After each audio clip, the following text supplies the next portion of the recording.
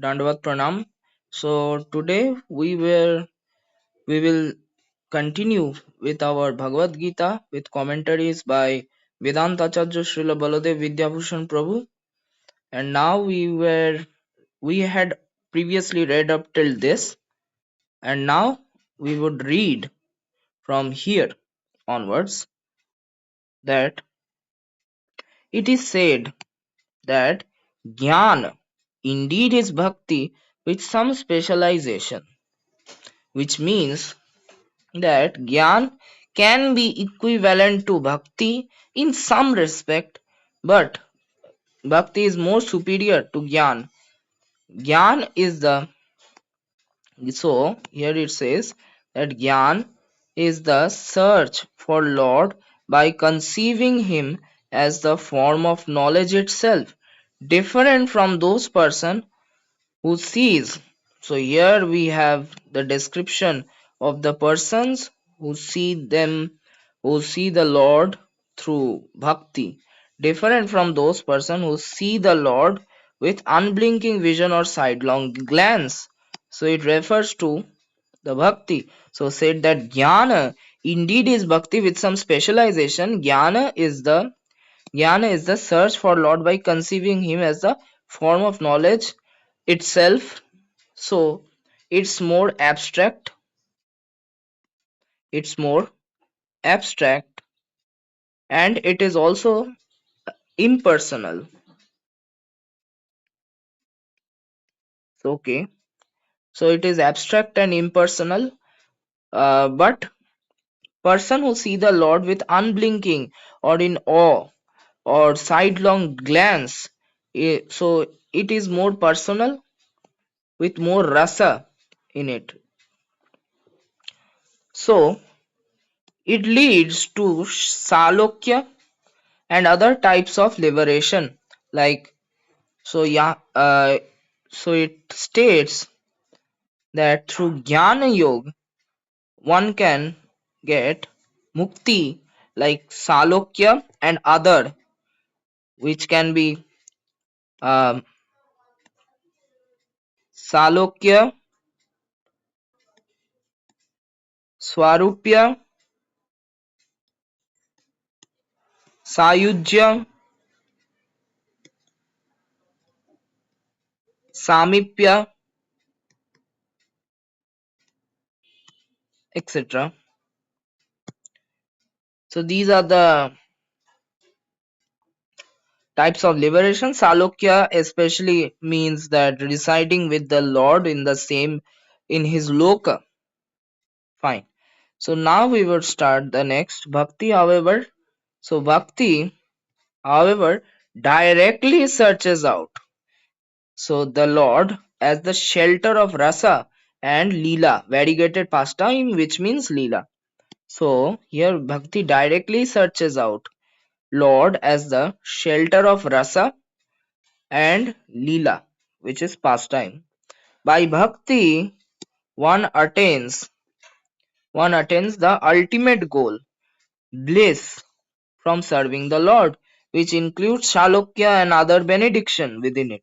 So mukti karasthale sthita, as Srimad Bhagavad states that if one perform bhakti, then mukti is in his fist. So therefore Salokya and other benedictions are already considered within the performance of bhakti, but the main uddeshya of performing bhakti is not at all liberation. It is just for the satisfaction of the Supreme Lord. That bhakti has the status of jnana is shown in the Shruti. Okay, so bhakti has equivalent status of jnana, which can be stated as सच्चिदानन्दैके रसे भक्तियोगे तिष्ठति, or we can pronounce it like this. The chanda is a little different, so it can be सच्चिदानन्दैक रसे भक्तियोगे तिष्ठति. So here it states that Lord resides in bhakti yoga. Lord resides in Bhakti Yoga, which is one dear object of affection. So Bhakti Yoga is very much dear to the Lord, composed of eternity, Sat, knowledge, Chit, bliss, Ananda. So it is stated in the Gopal Tapani Upanishad. Next, we see that Jnana is the equivalent of Shravana, Bhava, and other elements of Bhakti. So here it states that by the performance of Shravan, Bhav, which means emotion, and other elements of Bhakti, we already get Jnana, okay, about the Lord. So one should recognize that Jnana takes the form of hearing and other element. One recognize that Gyan takes the form of hearing and other elements of the bhakti, just as one lock of Vishnu's hair represent Vishnu, who is filled with knowledge and bliss. I will explain this in the commentary. So, okay, fine. Baladev Vidyabhushan will explain this in more detail. So, here we have an analogy that suppose a lock of Vishnu's hair represent Vishnu, just like a drop of sea water represents the whole sea. Similarly, a lock of Vishnu's hair represent Vishnu, who is filled with knowledge and bliss, or Chit and Ananda. I will explain this in the comment. Okay, fine. Now, the Gita is divided into three groups. Okay, sorry. So the Gita is divided into three groups of six chapters. Fine. So in the first six chapters, what is described? The Jeev and an Angsha of the Lord is shown to have a Swarup to be employed in devotion to the Lord, the Angshi, the source of the Jeev. The first six chapters show that realization of nature of Jeev is accomplished by Nishkam Karma, which contains within it Jnana. Okay, let's break it down. So in the first six chapter, so from chapter 1 to chapter 6, the Jeev. So the Jeev is nothing but the Angsho. The Jeev is the Angsho of the Lord, which means part of the Lord. And the Lord the Lord is none other than the Ongshi, the part of whom the Jeev belongs. And the Lord is the Ongshi. Fine. Okay. Source of the Jeev, the first six chapters show the realization of the nature of Jeev. So what is the Swarup or the nature, or what is the Swarup or the nature of the Jeev, and how can it be known? It can be known by Nishkama Karma, by the purification of the heart. One can come to know with the help of Jnana. Nishkam Karma and then followed by Jnana. Next, in the middle sixth chapter, in the middle sixth chapter, which means from chapter number 7 to 12, I guess, chapter 7 to 13. So chapter number 7 to 13, this bhakti, this means of bhakti, the means of attaining the Lord, who is source of the jiva and the supreme object, means of attaining the Lord, who is source of jiva and the supreme object of attainment, along with revelation of the Lord's power, okay, is explained in the okay, fine. So let's break it down. So in the middle sixth chapter, from chapter 7 to 13, the bhakti, the supremacy of bhakti, which is the means of attaining the Lord, who is the source of the jiva, who is the source of the jiva, because he is the Ongshi. and the supreme object of attainment. And he is the supreme object of attainment, because after attaining the Supreme Lord, there is nothing left to be attained. Along with revelation of the Lord's power or Aishwarya, which is explained in the Vibhuti Jog chapter, and also in the uh, Vishwarup Darshan Jog. So in the last 6 chapter, next we have, in the last 6 chapters, the true nature of the Lord and the other items which were previously mentioned are described in detail. Okay. The other items which were previously mentioned are described in detail. Last 6 chapter, which means from chapter 8 to chapter 18. The true nature of the Lord and the other items which were previously mentioned, that means the karma, jnana and bhakti, this would be concluded or recapitulated. So other items which are karma, jnana and bhakti, these will be recapitulated and described in mentioned or described in detail. And true nature of the Lord, so here we would talk about true nature, which means we would talk about the kshetrajna, kshetro kshetrajna,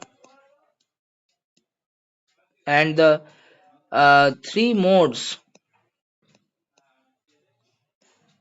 of material nature. We would learn about it in the last chapters. Next, all three group of chapter have indication. All three group of chapters All three group of chapter have the indication of karma, jnana and bhakti, but by predominance of the subject of this chapter, they have been described by the predominance. Okay. Subject, the chapter, they have been described here.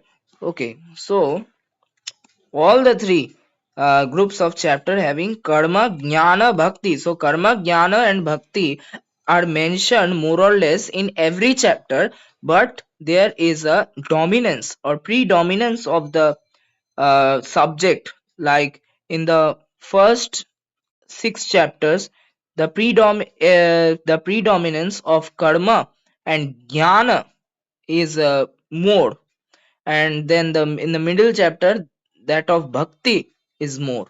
So therefore, by this the chapters have been divided. Next, at the end of the Gita, there is a statement of bhakti in the form of complete surrender. So this is very important. Complete surrender. So this is like a short inscription written on the top of the jewel box indicating its content. Okay. So everyone knows about the statement, which is sarva dharma parityajya mamekam sharanam braja aham tvam sarva papebhyo mokshashyami ma shucha. So which means complete surrender unto the Supreme Lord. So next, one who has faith in now we would talk about who has the adhikar of reading the Bhagavad Gita. So one who has faith in the scripture, who is steady in following the path of dharma and has conquered the senses, is qualified for the scripture. Adhikari. So he is qualified who has faith or nishtha, or sorry, shraddha, shraddha, and who is steady, hmm, who is steady in the path of dharma and conquered the senses. Okay, and thus he is qualified or adhikari for reading the Bhagavad Gita. So there are three types of qualified person. The first type called the first is the Sanishta, who perform his prescribed duties performs his prescribed duties of Varna as a form of worship of Hari with desire to see Swargaloka. Okay, so the first called Sanishtha, who perform his prescribed duty or as a form of worship of Hari. So it is stated that the first one is a performer of Nishkam Karma Jog, and so therefore he desire to see Swargaloka not for his sense gratification but for curiosity, as stated in the connotation that the Sanishta devotee performed Nishkam Karma Yoga as explained in chapter 2.31. Therefore, his desire to see Swargalok would seem to be for curiosity, not to enjoy as those performing Sakam Karma desire. Okay. The second type called Parinishtita. The second type, called Parinishtita, follows his prescribed duties according to Varna and Ashrama to set an example for others and at the same time engages in bhakti to the Lord. So Parinishtita follows his prescribed duty to set an example for others. So he is an example setter. Okay. So also follows the rules of their particular ashram. These two types also follow the rules of their particular ashram. Okay, so they both follow their varnashram dharma.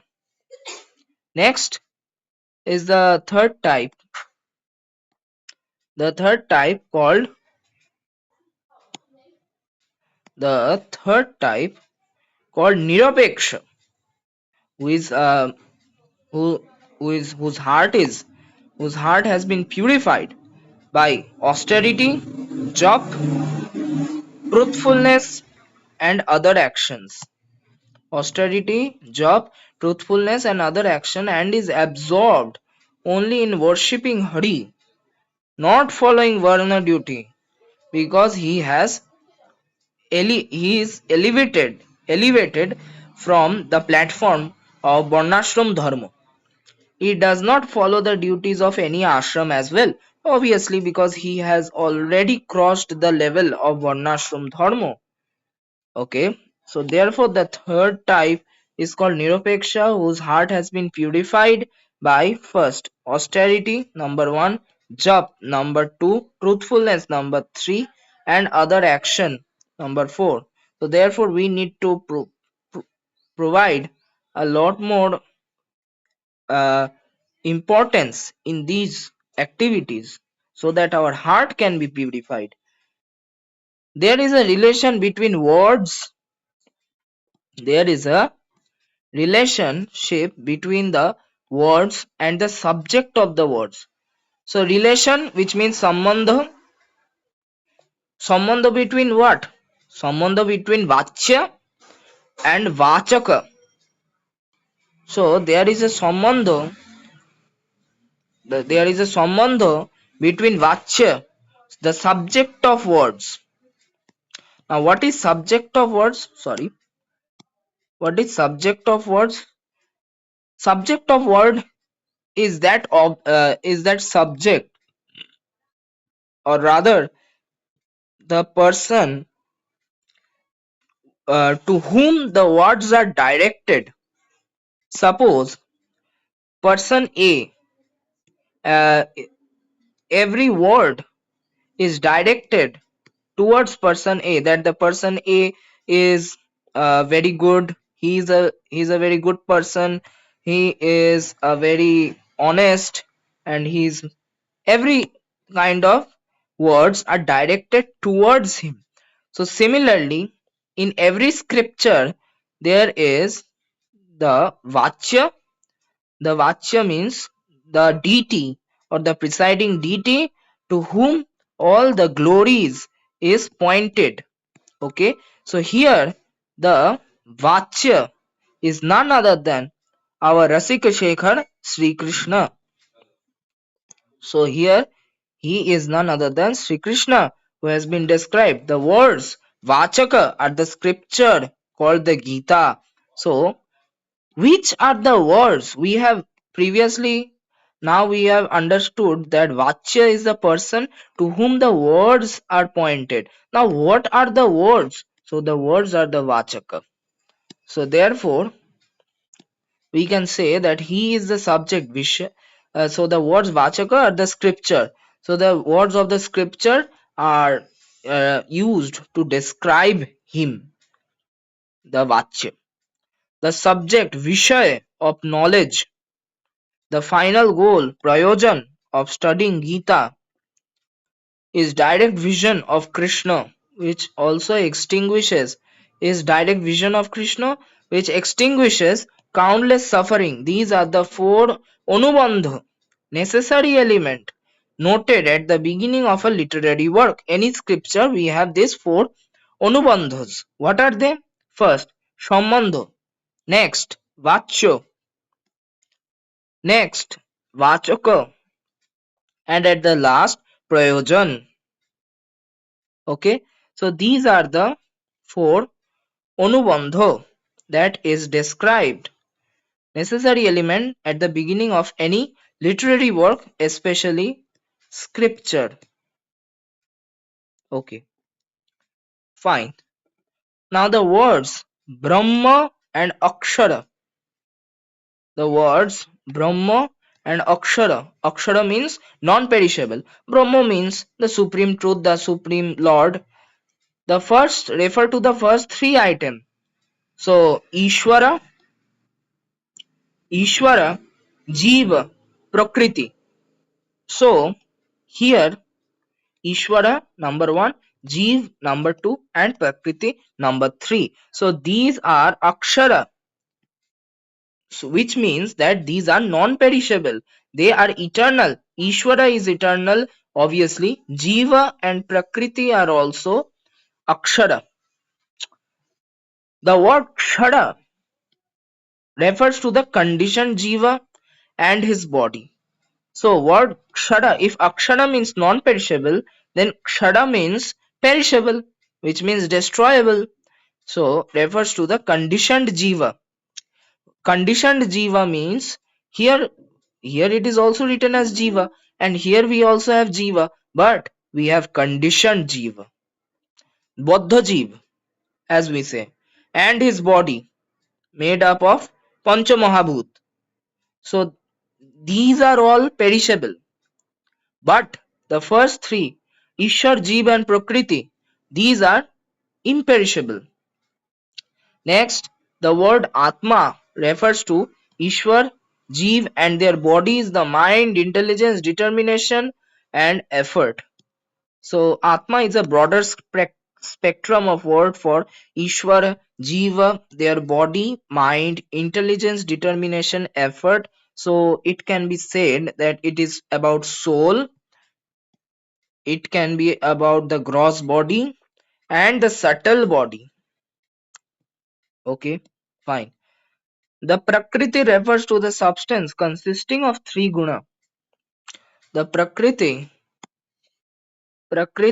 refers to the substance consisting of three guna or the shelter of the uh, three guna, which is the Sattva Rajatama. And it also includes Vasana, or impression, character or one sarup. The word bhava means existence, intention, nature, object, birth, action and soul.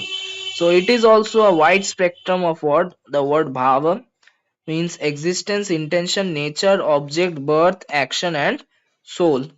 The word yoga refer to the karmajog. Word yoga, which means to intertwine or to get connected with the Lord. So the word yoga refers to karma yoga, jnana yoga and bhakti yoga, as well as cessation of mental function. Okay, so cessation of mental function can be interpreted as the any other anyabhilash or any other kind of extra desire. Next, the scripture is best being the direct word of Swayam Bhagavan.